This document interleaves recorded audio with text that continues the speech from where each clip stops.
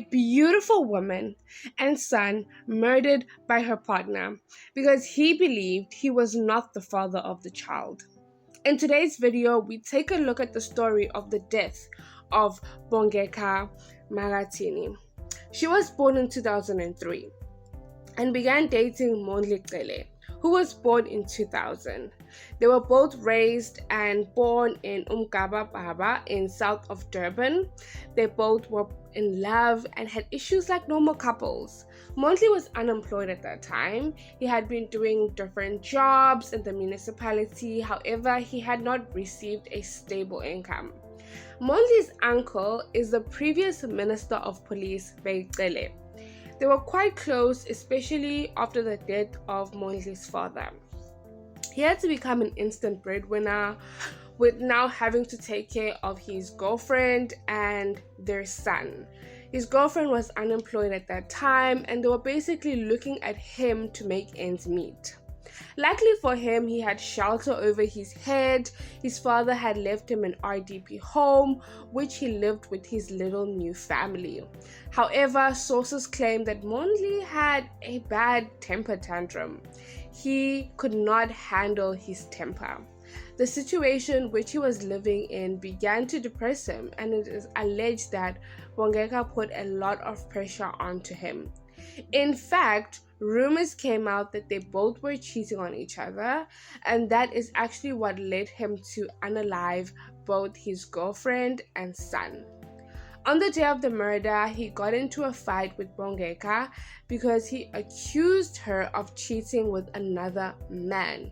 He then accused her of making a child with someone else.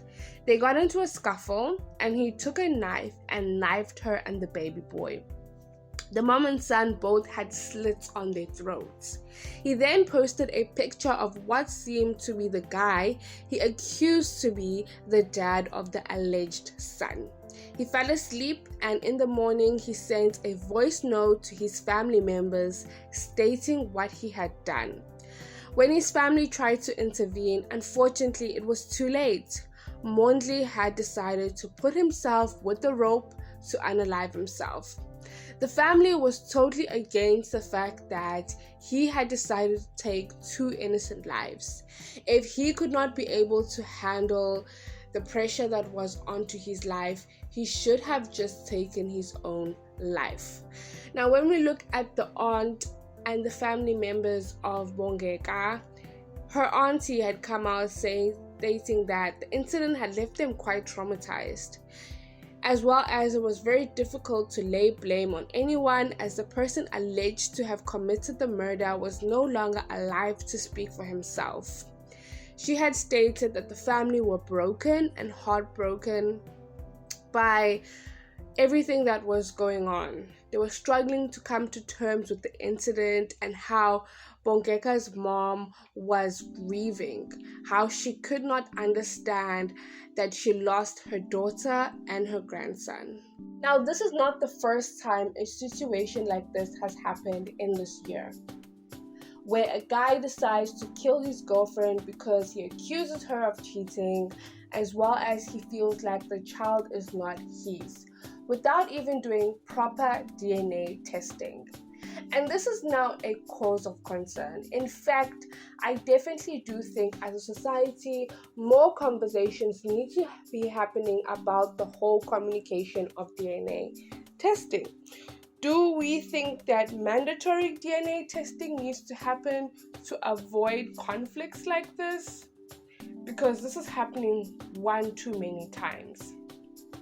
In fact, another conversation we need to have is that guys can cheat, but they cannot be able to handle being cheated on, which is quite hypocritical, but we are living in a very patriarchal, traditional society, even though we are living in 2024.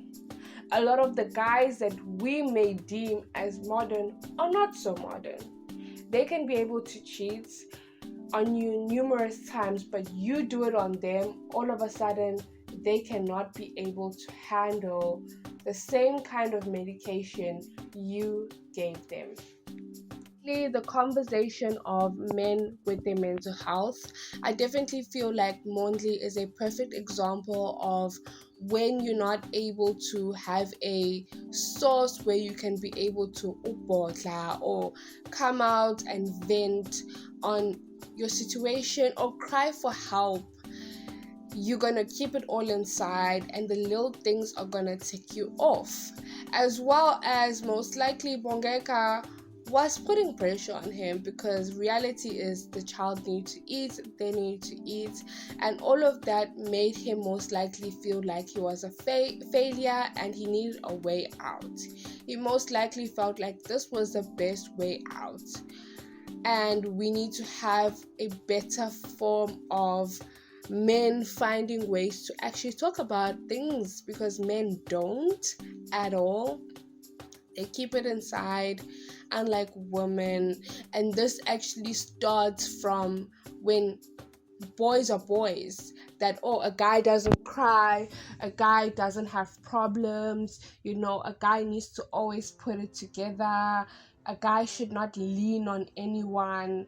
And that goes into their adulthood, and when life starts lifing, they cannot be able to handle it, and they find other forms of trying to handle situations because they've never actually been taught proper methods to actually find assistance in whatever form they need. This situation is the life that we're living as women living in South Africa, and if we as a community are not ready to actually say enough is enough, we need to take matters into our own hands. One day it's going to be one of our daughters, one of our sisters, one of our loved ones in the same situation as Bongeka and her child. We have come to the end of today's video. Do comment down below your thoughts on this heinous crime that was committed. We have come to the end of today's video. Don't forget to like, subscribe, and hit that post notification bell down below. Till next time, love and light. Mwah.